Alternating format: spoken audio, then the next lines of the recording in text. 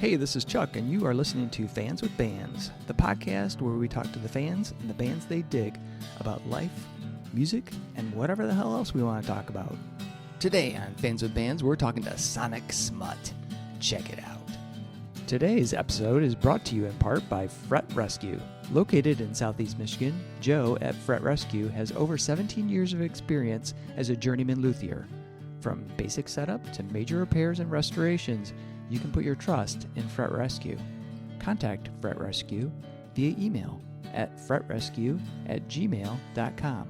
You can also find them on social media by searching for Fret Rescue, @FERTRESCUE. That's Fret Rescue. All right, hey, this is Chuck with Fans with Bands, and I'm talking to Mike and Alice from Sonic Smut. How you guys doing? Great. How are you? Fantastic. Awesome. It's so cool to be able to talk with you guys. And it's been like a real long minute since I saw you, because the very first time I saw you guys was at Corktown Music Fest, which was, I want to say it was almost 2 years ago now. Maybe it was, yeah. Has to be, yeah. Was it Yeah. too? Oh I my think God. so. Yeah. You guys were like early in the show, and I was just like blown away because this, three-piece band comes on with keyboards, guitar, and drums, and just wave of sound, super psychedelic. It's surprisingly heavy because, I mean, not that a three-piece wouldn't be heavy, but it was just, the riffs and everything, and it was just wild. It was really cool. Excellent sound. So thank you guys for being on Fans with Bands. Yeah. Oh yeah, thank you for having Yeah, us. thanks for having us. That was like our second gig, I think, that Corktown Fest was like our second gig As the full band, as yeah. the full band. Awesome. And so I think we were like first that day. I think you So guys we're were. like, "Oh, we're just gonna come in swinging." Yeah. And it's Well- awesome that you caught that set, because that was a very raw. Yeah, it was great. I think it actually drew people in, because I don't know if I remember like folks kind of milling around, because it was in that really cool space behind PJ's. I can't think of what it's That called. Brooklyn. Yeah. Yeah. Yeah. Yeah. And minimal lights, I think they had like a blue light and a green light shining on you guys. But as soon as you started playing, it just kind of people gravitated over, and I was like, wow, this is cool. And- Yeah. So That space awesome. was pretty cool. Yeah. Our friends are like, it's like kind of like playing in a music video. Like, Yeah. Right. yeah, it is kind of like that. It's a cool space. So let's start at the beginning, and I'd like to find out, like, how did you guys get together to form Sonic Smut? Yeah, awesome. Do you want to take it? We can piece it together. Okay, we can piece it I together. mean, we met years ago at school, Yeah, and we met in an improvisation class that I don't remember him being in. yeah, she But doesn't remember apparently at all. he was in that Yeah. improvisation class. Excellent. And then later we played in the big band, big the band. jazz. Yeah. And then I remember we were playing a Radiohead cover, and Miles Brown, the director at the time, was like, why don't you bring in like your pedals or something, like do effects. And then I remember he like brought in this like suitcase pedal board. And then our director being like, awesome. And at that point I remember taking note of him. I was like, oh, he's got something going on over here. Awesome. So that was like 10 years ago, and then we've just been like friends ever since. And Well, we then- played in a band, and like, Oh, that's true. a At thing. Davila. yeah, there's a band Davila. It's like a poppy shoegaze type thing. Uh-huh. That we did for a couple of years. And then it's just kind of like sort of kept in touch. Like there'd be like maybe a year we would say hi, year, and then it was like pandemic happened. And you got a Rhodes. I got a Rhodes. Oh. And then just like hit her up like, hey, I need someone to come play this that knows what they're doing. And I was like, a Rhodes, you say? And then that got us like reconnected, playing music together. Yeah, neither, like, I mean, we both had like our things going on, but we're trying to get together like regularly just to play together. And then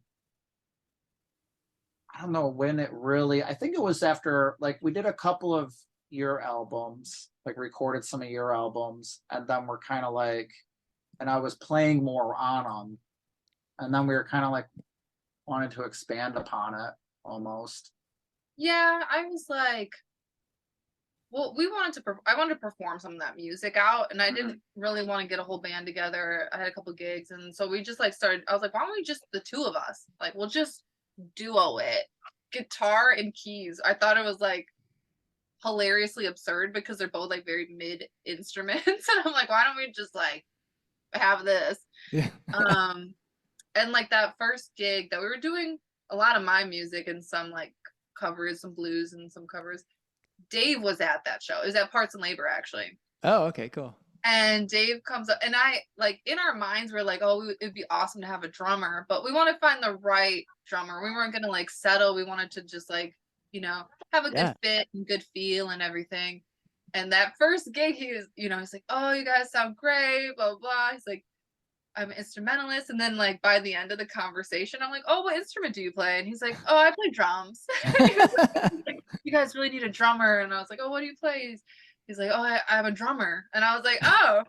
I was like, okay.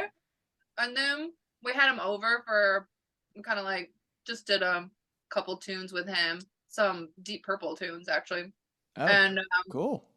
And he was an instant fit. We're like, okay, right away. We're like, this is our drummer. Not think about this too much. Yeah. Yeah. He's a sweet guy. He's awesome. It was like instant. Yeah. Like we all just clicked right away. Yeah. That's cool. Good energy, good fit. And like they have a lot of the same like vocabulary in rock. I'm learning. So like classic rock vocabulary. But they, and we all just kind of like, but also we're all experimental and like to delve into new things, and we all have enjoyed Zappa and like I don't know. There's a lot of like, it just works. Synergy. A lot of overlap. Yeah. And then we just wanted to like, from the get-go, we were like, if we get anybody, it's going to be a drummer. Yeah, for sure. I always wanted to be a 3-piece. Yeah. Yeah. I wanted just to be as like small as it needed to be. Yeah. Kind of thing. Just it helps to coordinate. Yeah. And I've been doing this since I was like 16. So it's like, it's just it's hard to learn like just more people. It's like, it's awesome, but it's also so much of a headache. Yeah. With just like trying to coordinate stuff. Like everybody's got super busy lives. People just to rehearse and get together. Yeah. And just people on the same page. I mean, I think from there we were like, if we're adding a member, it's going to be a sound guy. Yeah. Our next member will be a sound guy. Right. Yeah, that'd be awesome. I mean, it's actually key, if you have a good sound guy, man, holy shit, even in a shitty place, they can do wonders, with a shitty guy. There was a 3-piece that like you know who SSM is? I don't think I do. So it's Johnny from Outer Limits. Okay. Marty Morris, and then Dave. I'm gonna get his last name wrong because it's Shetler. Dave Shetler. Okay. So Dave Shetler's been in like the Sights. I think he played with like I've seen him play with like I forgot the blue, like an old blues guy. Like he's like a working drummer. Playing a lot of garage rock. And a lot of those guys, like, Johnny has Outer Limits. He was in The Henchmen. Marty was with Sorrow Lords, and then like SSM. Anyways, I went on tour with them in like 2008. Okay. And they're a 3-piece. And I remember watching them, and they brought a sound guy with them, but he was like putting pedals through the board. Oh, wow. And like really like manipulating it, but they had this consistent sound too. So it was just kind of like, that's always like stuck in my head. Yeah. And I mean, that's what we'll also like work with Space Skull. Oh yeah. And I helped like do their recordings and get their last record together and like their current stuff. And we were trying to figure out a way how to like get these, how could I like be their sound guy and like take some, use like pedals, like just kind of like give them a little bit more craziness. And then also be part of the show. And through that, and then this band, I kind of came up with just like a little mixing board effect thing that I super influenced off of. I can't remember the guy who did it for SSM, but it's just kind of watching him. Yeah. And just like my mind just being blown, like, oh, you can put like those effects through a board. Like that's how that works too. So it's just sort of, and this is like, especially us, just leads to a lot of like, let's try and see if it works or try to make it happen. So yeah.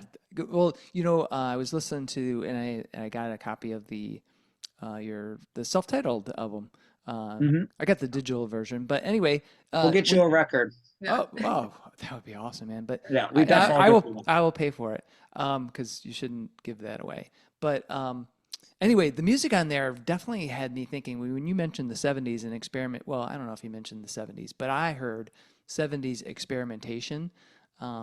Lots of that kind of, and in particular there's that that heavy vibe, but there's also like this weird, these kind of weird wild riffs, maybe just a touch of like, I think Alice, you mentioned Zappa, that just kind of strange, like just strange shit sometimes. You'll have this really cool riff and all of a sudden there's this weird keyboard thing going on, and then there's some kind of weird guitar thing going on.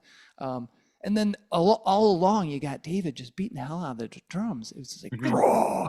So it was just so cool. So I was, where was I going with that? Oh, so the new album. What were you guys hoping you would get out of that? I mean, what was the sound direction you were hoping to get? Well, were we just to kind of take a step back into there's a lot of like where the overlap seems to like happen with the three of us is like in the 70s, but it's like it's all that stuff, where they are like being more fusiony, but I mean we're really like everywhere with it, like I guess in genres and decades. But in the 70s, I mean the big overlap is like Parliament Funkadelic, because it's like with you're more, Allison's more in like the jazz blues world. Yeah, right. It's what I've studied, but and I love to go all over. So 100%. Yeah. But it was like it's kind of those like it's the like Herbie Hancock, Headhunters, like Parliament Funkadelic, Earth, Wind and Fire. Like I think it's like a huge influence actually, like between us. Like, and I think it's a lot of those like but Deep Purple is definitely Deep Purple is a huge one too. But it's like it's writing songs, but having like that freedom to just like really like tell a story. Yeah. And to riff off each other, it seems like. Yeah. I think one of the most fun things is to like try to get my tones or like riffs to sound like a guitar, so people in the recording will be like, was that a keyboard or is that a guitar? Is that like like kind of like mix the like where the sound's coming from, and that's been like a thing we've tried to do for years almost. Like we've always kind of had that as like we wanted to like the keyboards and guitars to sort of become like you don't know which one's which. That reminds me, who was that dude that played with Jeff Beck? He was keyboardist. You'd swear to God he was like the guitar player. Shit. It's not Herbie Hancock and it's not Chick Corea. It's shit. But it's not Billy Preston, is it? No, it's not Billy Preston. It wasn't him here. Yeah. But you sparked that. I was thinking of Jeff Beck, just the way that, Blow by Blow is just, whoa, you got the crazy keyboards and you've got, crazy guitar, awesome drums. Yeah.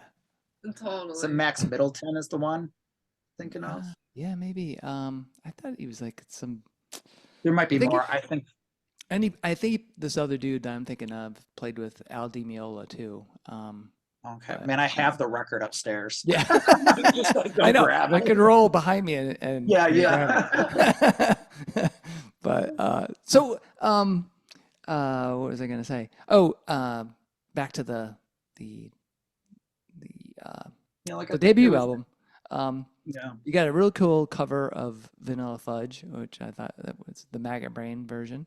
Um, and then my favorite tune is the mids, and it's also fun to say the mids and the kids are out of control. I love that tune. Yeah. So good. Yeah, So you got it. so what are each of your favorite songs off the album, and why? Oh, favorite? Man, I honestly don't. Like it's one big song to me in a way. Like I tend to like look at my like the stuff that I do as like groupings. Uh-huh. But if I had, I mean, man, I could go through like each one and tell you why.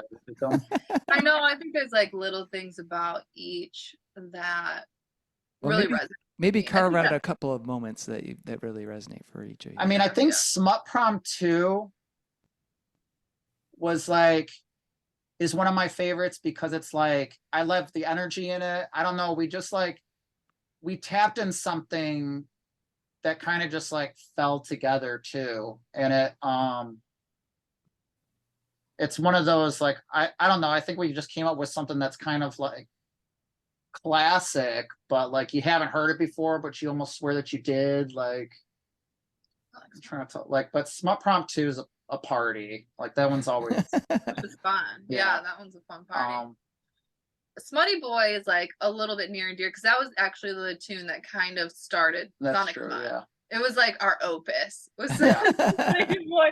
We were like going back and forth and like adding all these different parts and just having fun, just like exploring and like saying it's basically like not saying no to like any like we're like let's try this and Yeah, both we're were like trying okay let's so many we were things, trying yeah. so many things. We're like let's put this triangle at the beginning and I mean, let's like put we spent an entire night just like stacking vocals, like making choirs, like just like so ridiculous. there's gotta be like 140 tracks on that. It's ridiculous. really ridiculous. All the other ones are like pretty All the other basic. ones we actually like stripped down and did the complete opposite. Yeah. Of. Like Of they Smutty Boy. sound thick, but there is just What it something takes like of us, yeah. And I mean, like I think Allison, like us. I mean, I think it's like when back going to like our jazz classes, like our teacher was very good at like teaching us how to like stay out of each other's way, even though like our instruments are kind of on top of each other. Yeah. So like arranging and stuff. Yeah. And another favorite of mine is a Sippy Sludge because that one was one that really just like that one fell just came, yeah, that one fell out from the of the skies sky. too.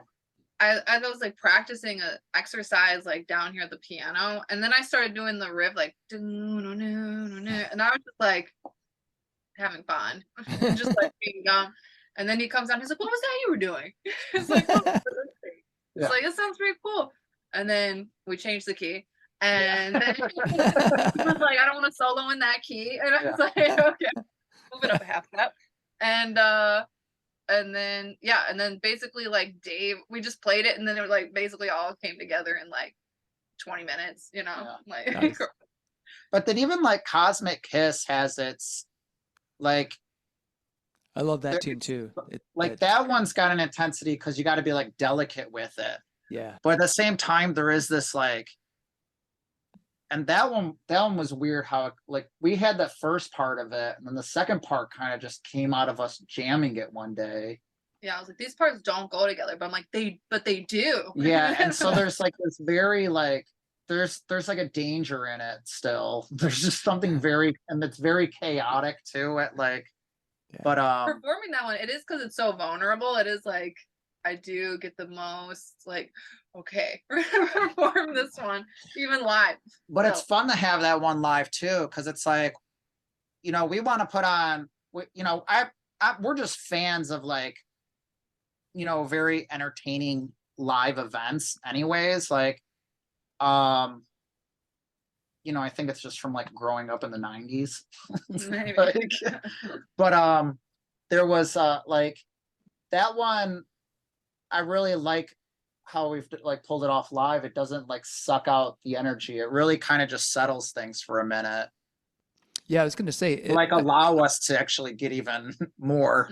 yeah, because that's I think part of what I like about it so well is that it does have that kind of jazzy blues to it that isn't like because like you said, suck in the air. Like there'll be sometimes somebody will play a tune in their set, and it's like, fuck, you might as well just go get a beer because it's just, Yeah. it just fucking just. It had all this energy, and then you just like shot the sail right, just tore it up. But that And I used to and I actually love those songs, but it's like at home. Yeah.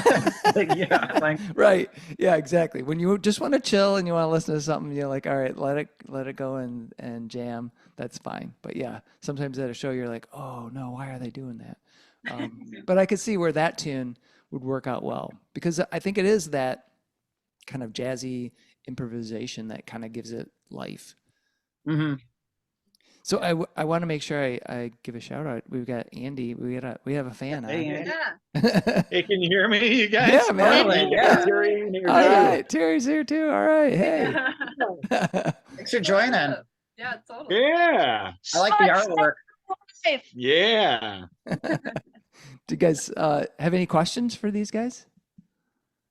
Well, I would like to know, how do you guys do the writing of the songs? Like, do you bring in, like, the songs don't just have like one guitar riff, you know what I mean? It's like a guitar orchestra meets like a keyboard orchestra. So there's a lot going on. And when you guys build a song, like, where do you start? Does somebody come in with a complete idea, or do you just bring in part of it and then you go from there? It's probably all the above, isn't it? It is. It's all the above. It really is. I know. I can't say there's one. I mean, if we want to like look at the album, I mean, the only one we didn't.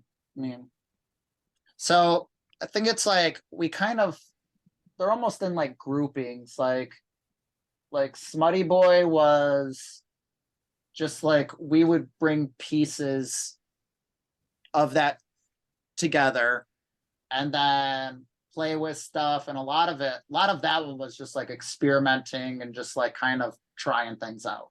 We were just doing stuff that we like thought was fun and we liked it, and Yeah, we like were trying to make each other laugh like, almost yeah, too. like trying we're to just make trying each to other like entertained. Yeah. I would come in with like a riff from like I'd play on the grandmother, and then you'd be like, okay, and then you play on the guitar, and we're like, yeah, that's cool. And then we'd like keep Expand going. on Yeah, it, expand on that one. And then like Sippy Sludge Smut Prompt. Well, Sippy Sludge, Alison mentioned, she brought a riff, and then we kind of like that sort of was like we were just jamming it, and then there was like just ideas popping, like, oh, what if we did this thing? What if we did this? And like, let's just keep it to this. And like, we almost, I almost look at that one as like our Mississippi Queen type, kind of just like this riff, just a monster riff type. Yeah, it's basically, yeah. Of it. Like, I'm smoking. It's like awesome. Smut Prompt 2 and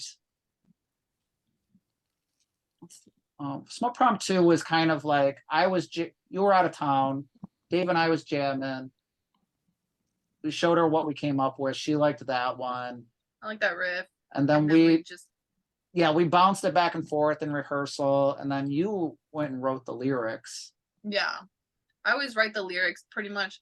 If I'm ever writing lyrics, I mean, we both write the lyrics, but for my personal process, if I'm ever writing lyrics, it's always in the car. I'll just drive aimlessly around the city until like something comes. For both of us, lyrics tend to come like after. Yeah, generally. And we both unless there's like maybe a little hook or something, we got some kind of like little tune, like a thing stuck in our heads that we work from. But and then like Mids and the Kids. Mids and the Kids was fun. I brought some of those parts to that. We kind of just like that one was an experimentation of me trying to like somehow blend like a Van Halen and Paco de Lucia thing. Cool. Like, and for the lyrics, we just like watched a bunch of YouTube clips of like wrestlers, of like shit talking and like westerns, like and, old Western movies. Like we need this like vibe of like you know, like we're coming into town and like you have to watch out. I totally took a couple of that stuff from like Tombstone. Like, Can I ask another question? Yeah, Please, go go. for it. Well, just I don't know much of like your backgrounds. Like, when did Sonic Smut form? Was it because the first time I saw you guys was at the Corktown Tavern when our band played right next to you guys, and so like I'm sure you, based on what I've seen, you guys are really talented. I can only imagine you have like a long resume of like working with other people in the Detroit area. I don't know. I'm just For sure. You Well, yeah. like, You wanna start? yeah, and just to kind of like, just to briefly go over that again, like Allison and I met in music school at Oakland University. We've played and like we did that stuff. We did a couple of things together, and then during the pandemic, I bought a Rhodes to entice her to come back and play with me. Nice. And yeah. so we started jamming It together, worked. and yeah. She was working on an album at the time, kind of helped her with that, helped her with another EP that she'll be re-releasing soon. But yeah, but tell about And who then- you've played with. Like, But you've been then playing yeah, since you were like then 16. individually it's like so I started playing like punk rock bands in high school and did Alright. things like I was renting out Legion halls, right? And just like playing wherever people would let us. But it was like Legion halls and then Cappuccinos in Grosse Pointe, if anybody remembers that place.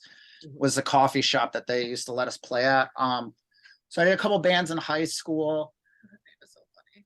The Cappuccinos, yeah. And I played it and I was playing with my buddy from Proto Martyr, like in high school. So the guitar player from Proto Martyr and I went to high school together. We did a couple bands together.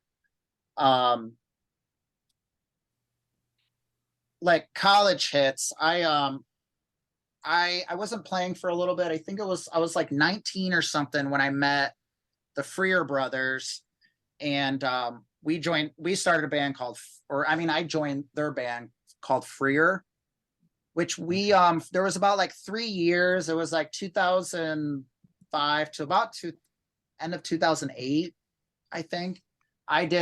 We actually did some pretty cool stuff. We went on tour with the Von Bondies, Oh, cool. SSM, The Go.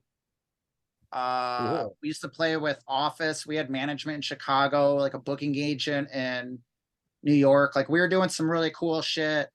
And then it just like ended. It was just like done one day. And then about a year after that, I ran into Drew Bardo of The Questions.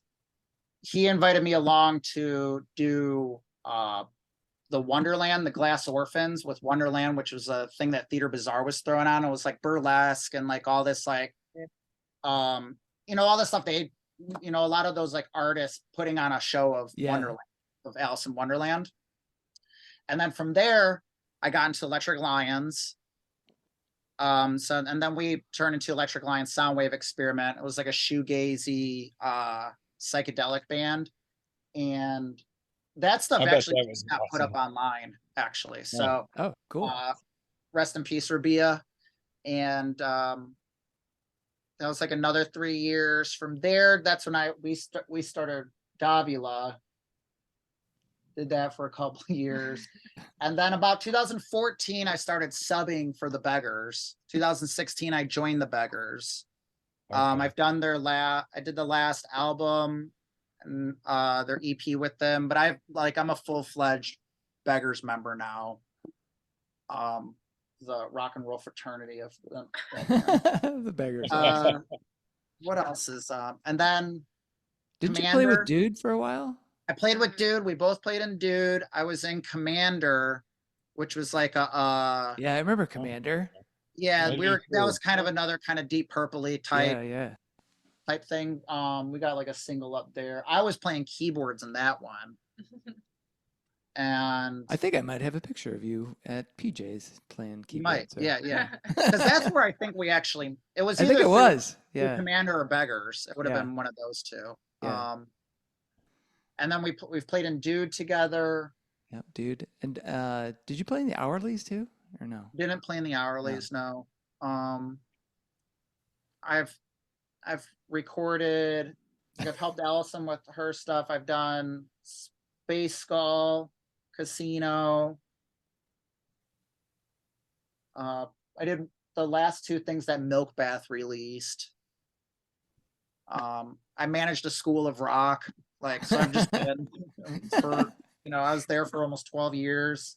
Awesome. Nice. So, yeah, I've been, neck deep in it since I could have. I just saw something too, and it was cracking me up where, I saw an old Freer poster in somebody's basement the other day. Oh, really? Yeah, from like 2006 at the Logger House. And I was like, I remember that was right before PJ took over. And that place was so packed, they had to like open up the doors to let people watch from the streets. Yeah, I was Awesome. totally underage. Like, I shouldn't have been in there in the first place. Excellent. So.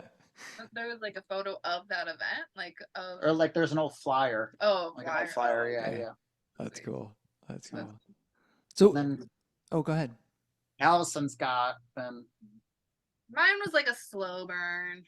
I was like the introverted piano player. I've just been writing since my mom put me in lessons, I think at 6. And like by, second month into the lessons, I was just writing my own music. And that's just where I found like my bliss, was like writing. And then when I got to college was when I realized, I was like, okay, I want to learn more about some theory and to expand my kind of palette for composition. And so that's when I started taking classical lessons. I had taken like some classical up to that point, but I feel like there was never a teacher that really challenged me, and so I like became bored and I wouldn't practice and I would just be writing my own stuff. And, and then after that so I started recording some albums, and then I started doing some folk music, which is like something that I don't really do anymore, but that was kind of an outlet for a little bit. Was never really my bag, but it was like what was there. Were you playing piano? I was playing piano and singing and okay. All right.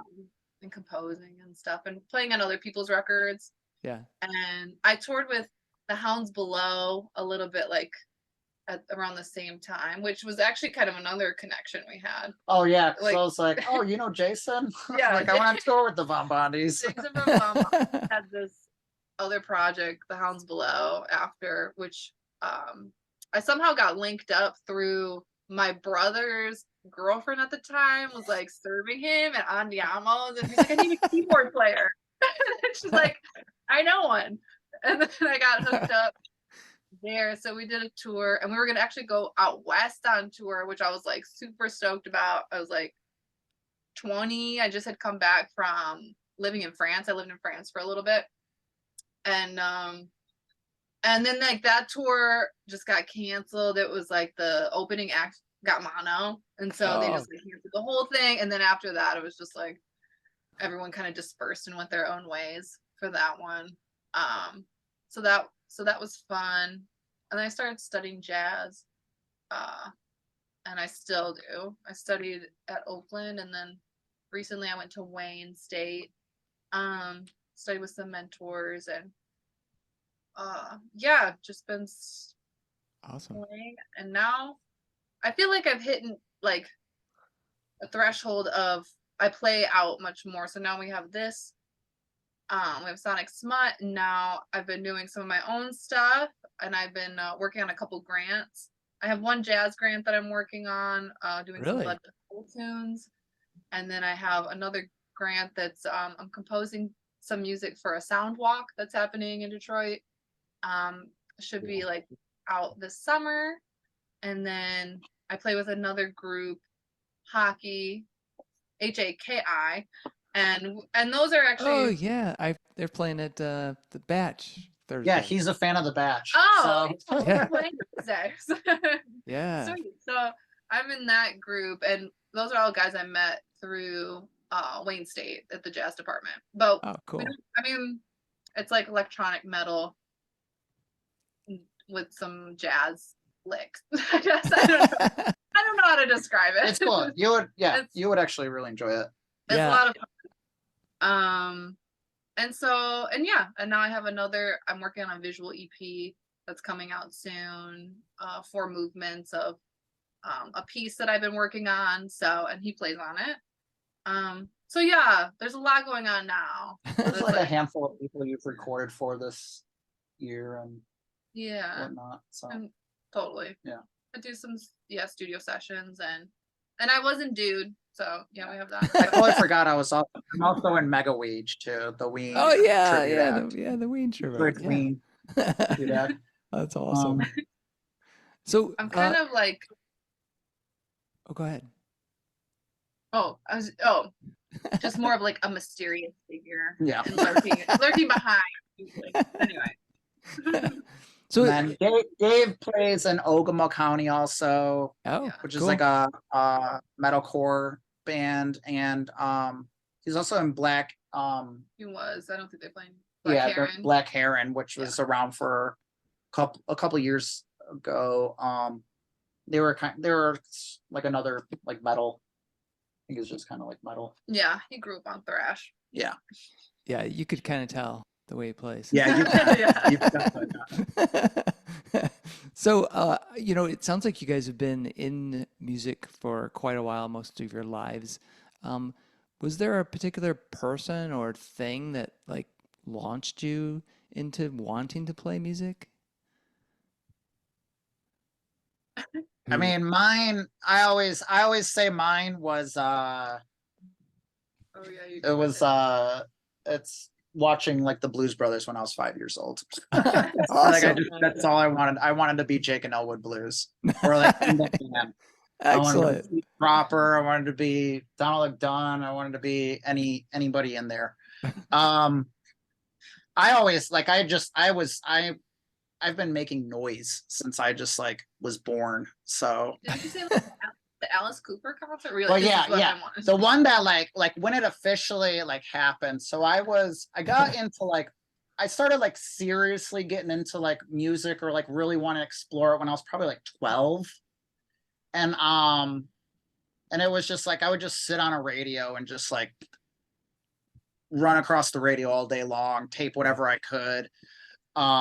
I'd put on like fake concerts. I remember like the 2 cassettes I had for beginning was like, it was like Queen's Greatest Hits and then Green Day's Dookie. And I used to just like make concerts with those albums all day long.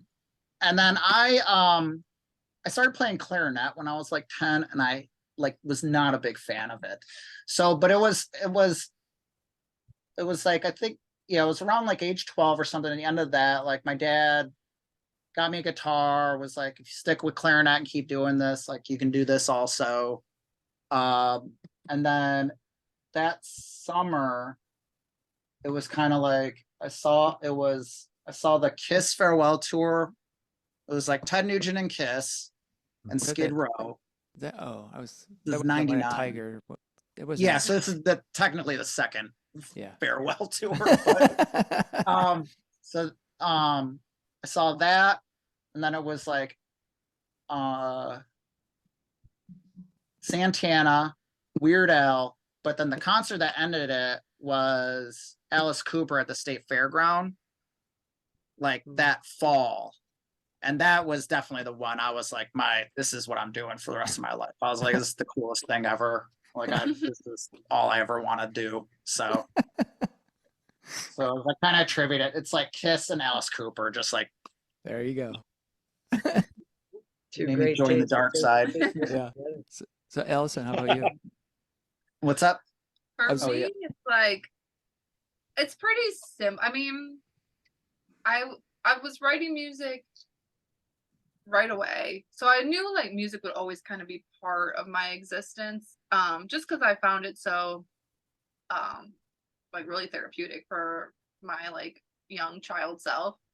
And then the jazz pianist Hiromi Ohara kind of like tapped me into, she like plays with this complete like, it seems freedom of expression, just because you could just tell she's been, I don't know, just who she is. And then also she spent a lot of time mastering her instrument. And so it was kind of her that like showed me like I want to pursue this complete kind of expression through my instrument. It seems just so liberating. And she's one of those people that could like sit on a piano and you would start crying. yeah. She just like really has, she could play very simply. She can also like play very complicated passages, and they all seem like simple. So she kind of like opened the doors, like, okay, I want to pursue music in a very like, I don't know, intentional and a way that will kind of sustain me for my lifetime. So she was kind of like the one that opened the door, and then a lot of people came after that. But awesome, very cool. I was when you were talking about getting started, and it's one thing to want to play music, just like you mentioned, just writing songs just to write songs, which is great. But there's another element when you want to like get in a band and perform, because it's a different level of expression. So, what is the motivation for each of you to keep doing that? Because sometimes it can be like we were talking earlier. You got a 3-piece. It's nice because it's a 3-piece because it's not a whole lot of fucking coordination, right? You just get 3 people, or 2 of you can jam, right? So, but for each of you, what is your motivation to continue to keep doing this and do it as a group? I don't know who wants to go first. I mean, I just like, I have to in a way. Like it's like I get so depressed if I'm not playing and not putting on. Like I love the chaos. I think so. To step back a sec, so I think like I am like extremely ADD. Like just like had learning stuff growing up. Like I wasn't like a bad kid, but I just like I got into stuff all the time. Like, but music was just like, I don't know, it's always been there regardless. And like I've always feel better stepping off the stage. Like even if it's a bad show, it's like, you hear comedians talk about like at least I feel like the good ones, like they always recognize like, oh man, it was awesome, I bombed today. Yeah. Like now they're growing and learning, right? Yeah, So I've always tried to just take it like that. And I don't know, it just it's my motivation sort of is like I just have to, and like to keep going stuff with like this band, or really like any of the stuff, but like this one, it's just like a lot of the stuff that we do is just kind of like effortless when you get the 3 of us together. And like I don't know, we've always just had like a weird mystic communication with music, and we love it. Yeah. So yeah, it's a need for me. Like I think it was probably like in my 20s when I got into like recording, and like that one band Freer was taken off, and I just like I just fell in love with it. I love the whole chaos of shows. It all works out. I love the chaos of like the live event, and like when things start falling apart, but like you pull it together. Like there's just all of it, even the stuff that like drives me insane, like trying to get it coordinated. Like I hate event planning and planning these things, but at the same time I like love it because I like it's just I just always like, I don't know, it just pulls something out of me where I always just like want to do my best. And especially like as a kid, like there wasn't a lot that you could find me to do. It was like I was into like swimming and playing music and like rock and roll. Like everything else, like I was a struggle for me to do. So I was just like, I'm like, I was decent enough at it, and like it just made me like have a purpose. So it's just, so I just like, it's a need now. So Awesome. I mean, I think we feel similarly in that. It's like we just cannot not do what we do. But for me as an introvert, I do find it's more introverted I have more introverted tendencies. It is a growing process of performing live and like enjoying the process. I do it because I feel it's so necessary. I love seeing live music. I think like live music, there's vibrations that you can't get from a recording that only happen like in a space with people and the energy.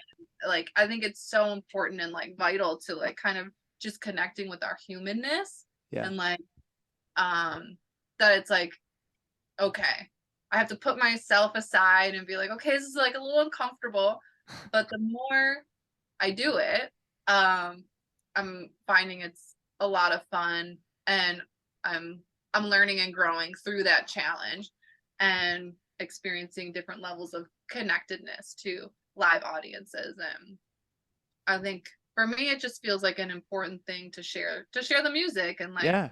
You know, I've had, you know, people share their vulnerability, and I've, you know, experienced wonderful things. And so it's kind of like just the continuation of like giving back energy that, you know, stuff that we're working on, that we're excited about, that we like want to share, and like, you know, see if it connects with people and makes them feel good, or however. I think like also creating like a fantasy space experience where you can dream, you can get out of kind of like body and be like, okay, like I could be like this totally different person is awesome too.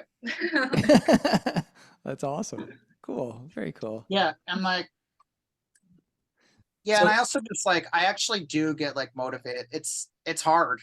It's just gonna keep it going too, but like, because like that, it's just, I don't know, it's like more necessary to like do your best. I feel like, I don't know, there's just, you know. Yeah, I could definitely see where, you know, I think that's kind of the cool thing about, you know, most musicians, you know, because you're driven to want to express yourself, but also just enjoy the music and the process of making it, even though it can be a pain in the ass, you know. But I think that's true with just about any kind of creative endeavor. There's a piece of it that feels like work, and you're just like, fuck, you know. But then on the other hand, if you don't do it, then you're like, oh, this is not good either, you know. And it's almost like you're saying, Mike, it's like, even though it can be a struggle sometimes, you know, and there's like putting an event together or booking the band or dealing with all that kind of bullshit that's not the fun stuff, as, you know, as far as those, you know, 30, 40 minutes on the stage. But I think it all kind of, it balances out, right? So that totally the time on stage makes up for all that bullshit you did to get there. Yeah. Like, yeah. Totally. I've just come to like force myself to love it. Also, like to say like the need thing too. Like I don't know when one of Marco, who played in the Beggars, he was also in Rocket or some the old garage rock band. Played with the Paybacks too. Was it the Paybacks, right? Was that the one with sure. One more time? Windy, yeah, right? That's Windy's band? Yeah. So Marco was, I think he was the first guitar player, and then Danny took over. But Marco, like as a joke, whenever we were loading in and out, was like, this is the only reason I do music. It's because of this. I love humping gear. And I was just like, and so I started doing it too, but then it kind of like, it totally like tricked me into actually like that actually is the start of the show for me, is like loading it.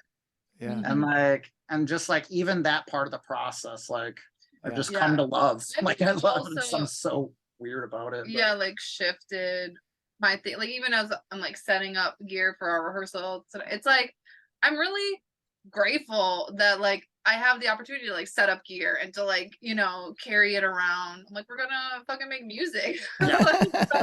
So like I feel, yeah, you actually like that story of like I love loading in and out. Yeah. It's like It totally help works. me, like, If just lie to get yourself. It over, works. yeah, the hump. Okay, have to carry all this equipment. Oh, yeah, man, that's awesome. Hey, I wanted to give a shout out. So we actually have like 3/4 of I know. Angel of Mars here. So we have Rich too. Rich, how you doing? What up, Rich? All You right. guys are the sweetest. I know. We love you guys so much. They are awesome. They are You're so truly awesome. Let's see. So Andy, Terry, Rich, any questions for these guys? Well, would it be all right if I actually make a statement? Yeah, go for it. Yeah.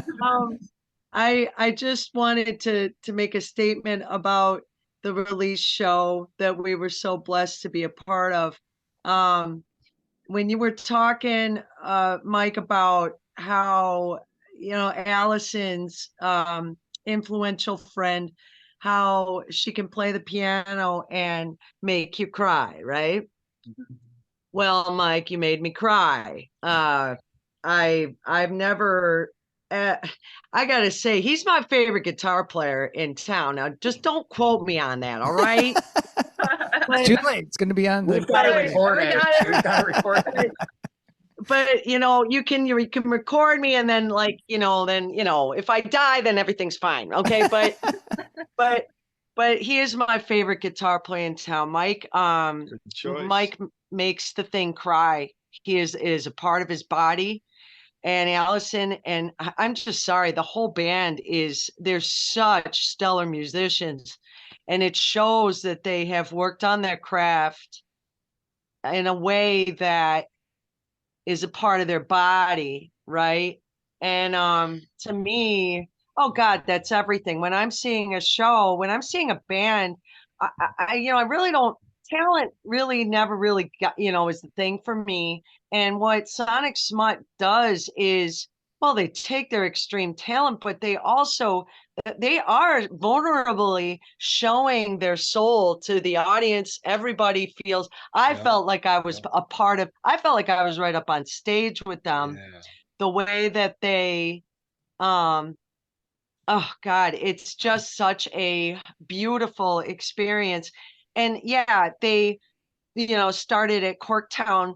The first time I saw them was in Corktown, but I didn't really drink them until we played at Bolero, and I was like, holy shit, why the hell are we headlining tonight? They are not, they blew my mind. Every influences I love, Parliament, Zappa. Alison to me is like Detroit's answer to Rick Wakeman. I just think she is the most incredible freaking thing happening. I am so freaking amazed by her. By the entire band. I'm sorry, but the drummer's insane. I'm amazed by her too. It's just, I mean, and the fact that, Allison, you have such a influence on this band as far as lyrical writing and everything. I mean, that's really freaking cool because Michael, you oh my God, you make that guitar cry. You pour your soul through that. I feel your soul when you're playing your instrument. And it's not just the guitar, it's the whole sound. The overall sound is just beautiful. And of course, I'm going to ask, like, okay, yeah, what's your influences? That's my question. Like, what if you were going to say, okay, with Sonic Smut, even though you're doing other projects and stuff like that, when you're naturally creating music together, like you just kind of, the third eye's opening and you guys are just jamming. What is it though? What genre would you say is like your influence there? Like, is it funk? Is it jazz? Is it all the above? That's I don't know. It's a good question. I don't know. He does the guitar cry. I feel like, well, for me, it's like a feeling inside my body. And I guess because we all we kind of grew up listening to different things, and now we're kind of like pollinating our own, because Dave was like, grew up in thrash. And so when we're piecing stuff together, he's hearing stuff that, he grew up on. And then like you grew up on, I don't know, would you say like psychedelic classic rock? I don't know. Yeah, it's like what they were playing on 94.7 back in the 90s. They had to listen, so I was listening to. So like so when we're piecing stuff together, like you hear things in your musical head that kind of reference those. And then for me, I was listening to a lot of straight ahead jazz, but then also I started getting experimental, and I love like Nina Simone and Alice Coltrane and Jerry Allen. I like to listen to just like a lot of female instrumentalists. So then I'm like hearing in my musical brain like stuff like that, and we all kind of like mix it together. I don't it's really hard to like there's one. I mean, if I have to like pick, like I think all of us though listen to at least like bands or genres and stuff that are a little bit more just like open and free when it comes to, I think, like composition, or just like, I mean, I think it wasn't until like probably the 70s when things started getting a little bit tighter, more maybe not in the pop world, but it was kind of like you could fix your mistakes a little bit more, especially with the recordings. Like once they got like, 8 tracks beyond all that stuff, like they could do that, but it was still like you were doing more live takes right before then. So like, I think it's like kind of influenced off that, like, because I'm thinking of like my influence or anything from like Hendrix to like Traffic, Allman Brothers, but then like I'm a huge like Stax and Motown fan, but it's like all those guys were just like blues and jazz players too, or like it's just like especially Stax, like the stuff's a little bit like looser, and like Dave I think is probably the newest to like kind of exploring maybe like Zappa. I think he's more like Zappa and or some of those like later 70s things. I don't know. I won't talk for him. Yeah, I was like, so we're just gonna make up things about him.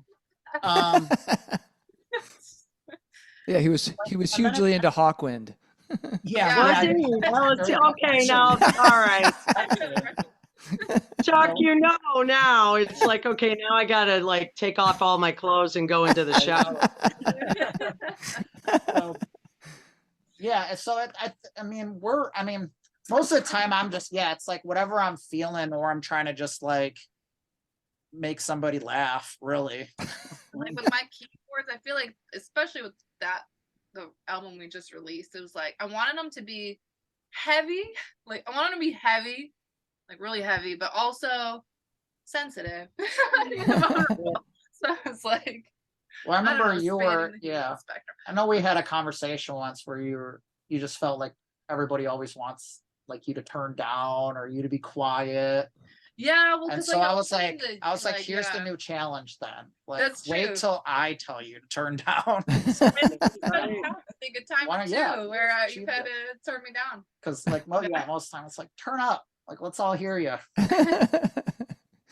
Amen. Well, Alison, you're a powerhouse, man. I love it. It's powerhouse. I love the sound, and I love how she holds the bass line in a very awesome way. And just the way you guys move around, man. I don't know. The whole thing's an experience. And I feel blessed. I feel blessed to know you guys and want to know you more. With Dave, I feel a lot of Bruford when I watch him play. I just think he's amazing. I think like Ian Pace.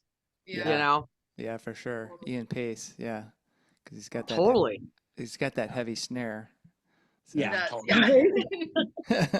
Yeah, which is great. I love it when you can get that really good pop, I feel like he always goes through at least one pair of sticks through every rehearsal. At least. minimum. So he It's like, yeah, he's like he knows how to like he hits those drums harder than probably anybody that I've played with some pretty heavy hitting drummers, and he's up there. Like, but I don't know how because some people, I mean, like, you know, there's two almost extremes. I feel like with really any instrument, people like don't like underplay them or overplay them, right? It's like Right. you don't like they don't know where their like sweet spots can be. But like Dave, like I've never been like, can you just like pull back a little bit? Yeah. Because he knows how to make dynamics. he knows how to make it sound good still too. Yeah. Yeah. Well, when you guys were talking, you know, about Allison potentially being too loud or needing to turn up, but it made me think that like there's and maybe this is part of what we all like about your music is that nuance, right? That all those little nuances inside there, all those dynamic changes that are going on constantly in almost every song.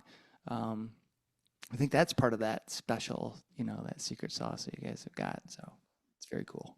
I agree. Thanks. I do attribute that to like, well, for us, like in that the improvisation class I didn't know you were in, but but kind of like we all innately or subconsciously are just always kind of like listening to each other, even when it's really loud. It's still an experience that we're having together. It's not like robotic or anything. It doesn't feel like we're going through motion. Yeah. It still feels like every performance is kind of like, what's gonna happen? Yeah. Everyone's like engaged and ready. Right. You've got like a basic outline of what you're gonna do, but then it can go anywhere from there. Yeah, it's like a Curb Your Enthusiasm episode. Yeah. Like an outline and then and then you just go for it. So what else is what's on the horizon for you guys? And think in terms of this podcast will come out in 2 weeks. So don't tell me about something that's going to happen in 2 weeks because it'll be gone. Oh yeah. I mean, we got a show next Saturday at Metaphysical, but they'll have passed. But we don't have anything until the end of July. Ooh. So Castle Black will be back in town. We did this show last year. We're gonna do it again. It's gonna be Cherry Drop, Castle Black, and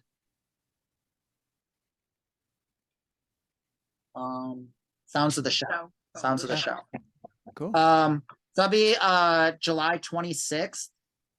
Nice. And then the week after that, we got August 1st with Knuckle Dragger at Ziggy's. Ziggy's. Yeah. All right. No longer a place. So yeah. Sorry. So let's back. So Sonic Smut, Castle Black, Cherry Drop, Sounds of the Shell, July 26th at Corktown Tavern. Cool. We'll have August 1st with Knuckle Dragger at Ziggy's. Excellent. We got August 9th with Dunamis, Angels of Mars. Oh, yeah. Very nice. And then we're not positive yet, but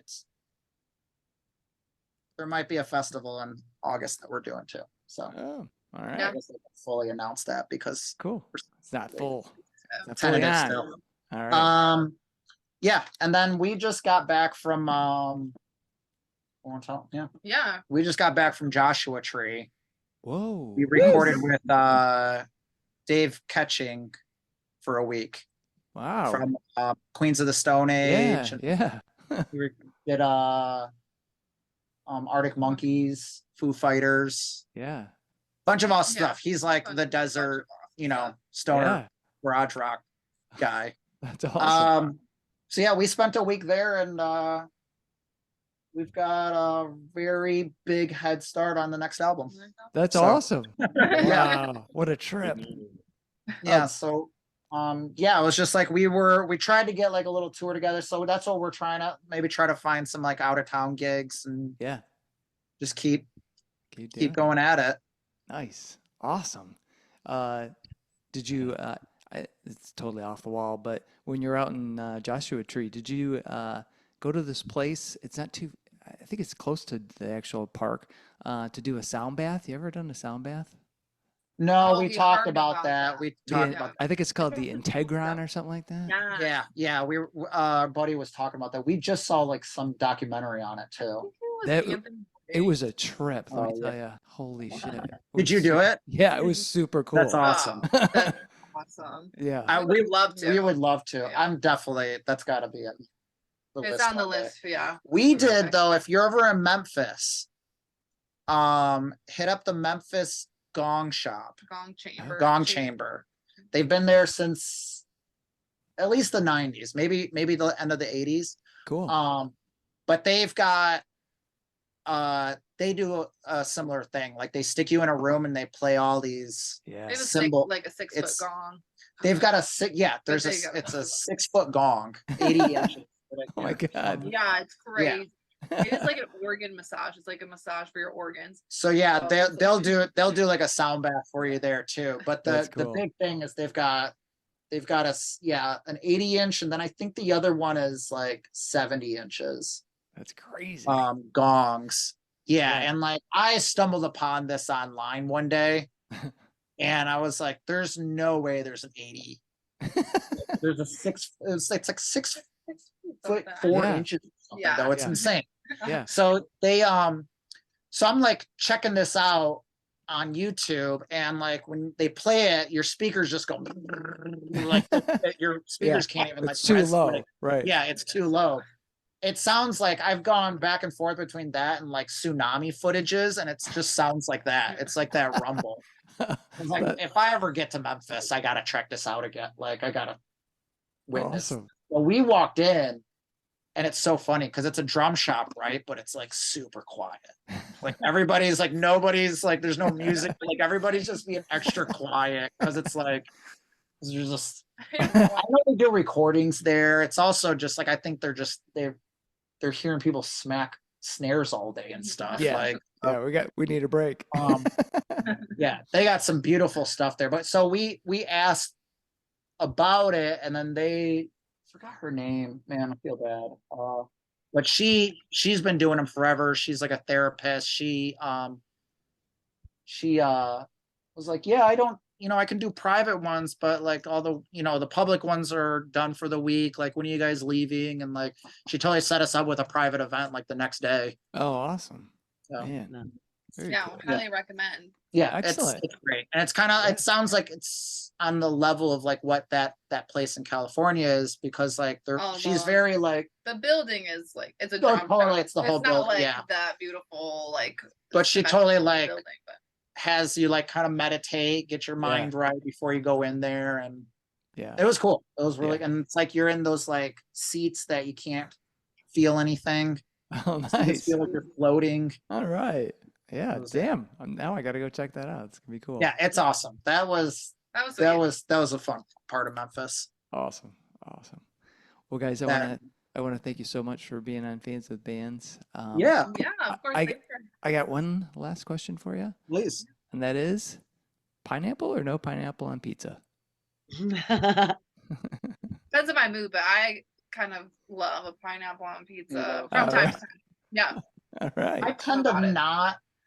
I like the sweet and savory. I won't pick it, but Yeah. I'm actually one of the few that actually I honestly I would take it or leave it. Like I don't. It doesn't. I feel completely neutral about I'm it. kind of neutral about it. I used to not be about it, but part about being in like a professional musician is like sometimes you just gotta like eat what's there.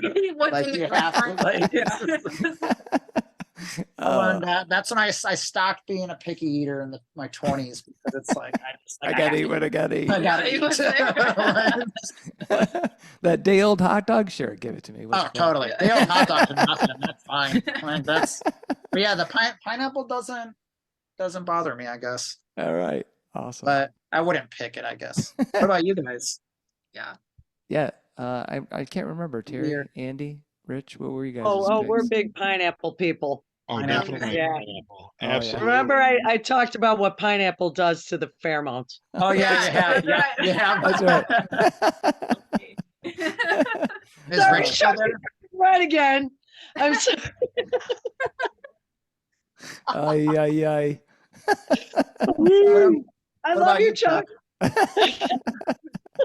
Oh, Lord. Chuck, Rich, do you eat pineapple or no? me? Yeah. I'm a hard no pineapple. Hard no? Hard no. Okay, yeah. I like pineapple, but I like it to be by itself, right? Or Yeah. with other fruits because it's a Mhm. fruit. It should not Totally. be on the pizza. Should just be meat or It's a whatever. little acidic-y and sweet for Yeah, people, I but- sweet and savory. I don't like sweet and savory at all. Like Gotcha. if you start mixing sweet and savory, I'm like, why did you fuck this up with the sweet? thing? So I know you're a big beer connoisseur. Oh yeah, I love beer. What do you gravitate towards over there then? As far as beers, Yeah. lately I've been getting into like a really good pilsner or Okay. or a like a lager. I was like a huge hophead, like Yeah. IPA. But I kind of got burned out on it, and so now, actually Batch.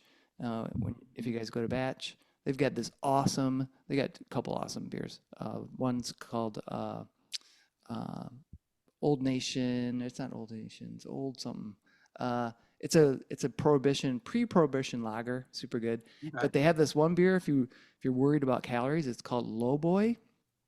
It's 95 carbs, or 95 grams, or whatever, 95 calories and 2 grams of carbs, and it tastes awesome. Oh. So, so if you're looking for low fat or low calorie beer, that's a good go-to.